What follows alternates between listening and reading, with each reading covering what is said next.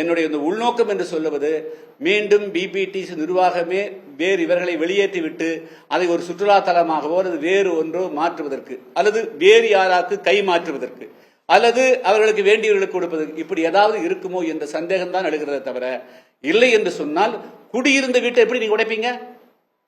10 வருஷம் ஒரு இடத்துல இருந்துட்டாலே அந்த வீடு அவங்க பட்டா கொடுக்கணும்ல. அது குடியிருப்புங்கிறது தனி தானே. நீங்க ரெவென்யூ டிபார்ட்மெண்ட்ல ஆய்வு பண்ணியிருப்பீங்கல்ல. ஆனால் ஒரு குடியிருந்த வீடு ஏறக்குறைய 6 தலைமுறை இருந்த தொழிலாளர்களை எப்படி நீங்க வெளியேற்றுவீங்க? வெளியேற்ற முடியுமா? நீங்க அவங்களுக்கு மாற்று ஏற்பாடு என்ன? அவங்களுடைய வாழ்வாதாரம் என்ன?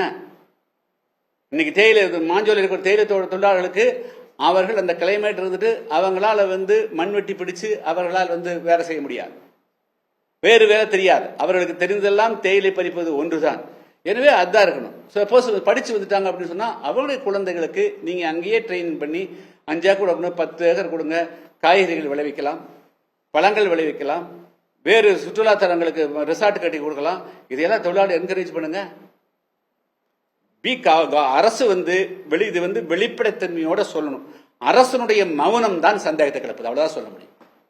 அரசு நீங்க பிபிடிசி நிர்வாகத்தை தூண்டிவிட்டு அல்லது பிபிடிசி நிர்வாகம் செய்வதற்கு துணையாக இருப்பது எங்களை இந்த கேள்வி கேட்க வைக்கிறத தவிர சாதாரண அரசு சொன்னா அதுக்கு தகுந்த அடுத்து விளக்கம் வரும்.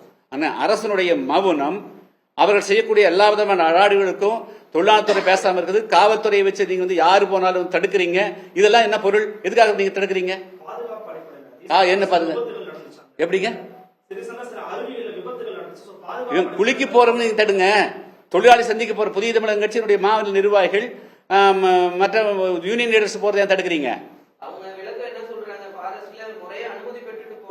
இல்லைங்க ஃபாரஸ்ட் நானு இங்க பாருங்க, நான் இது நாள் வரையிலும் என்ன நடைமுறை? அங்க போனா செக் போஸ்ட் நம்பர் மட்டும் எழுதி தான் விடுவாங்க. ஆச்சுங்களா? நான் 100 முறை அங்க போயிருக்கிறேன். இப்ப ஃபாரஸ்ட் டிடி கிட்ட பேசின உடனே எஸ்பி கிட்ட பேசுகிறாங்க. எஸ்பி போன் எடுக்கிறது இல்ல, கலெக்டர் போன் எடுக்கிறது இல்ல. அப்போ தொழிலாளர்களுடைய பிரச்சனையை தெரிந்து கொள்ளக்கூடாதுன்னு காவல்துறை வச்சு தடுத்தீங்கன்னா உங்களுக்கு உள்நோக்கம் இருக்கா இல்லையா? நீங்க காவல்துறை வச்சு தடுக்கிறீங்க. நீங்க ஊட்டி போறதுக்கும் குன்னூர் போறதுக்கும் அங்கெல்லாம் காடு இல்லையா? அங்கே நீ தடுக்கல. அதனால எப்படிங்க?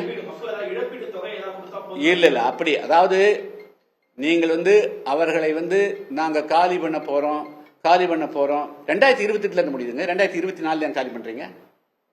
4 வருடங்களுக்கு முன்பு காலி பண்ண வேண்டிய அவசியமே வந்தது. 4 வருடங்களுக்கு முன்பு வீட்டை காலி செய்ய வேண்டிய அவசியம் வந்தது.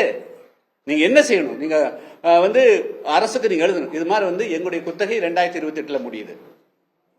இங்க ஆயிரக்கணக்கான தொழிலாளர்கள் பணிபுரிந்து வருகிறாங்க. இவர்களை நாங்க என்ன செய்யறது? நீங்க அரசுக்கு எழுதிக்கிறீங்களா?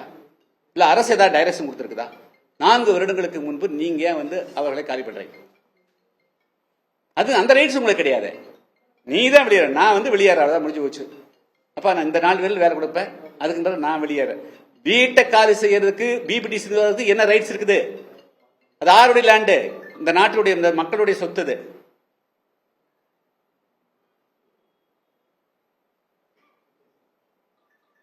ஆனா உள்நோக்கம் என்பது வேறு அல்ல. நீங்க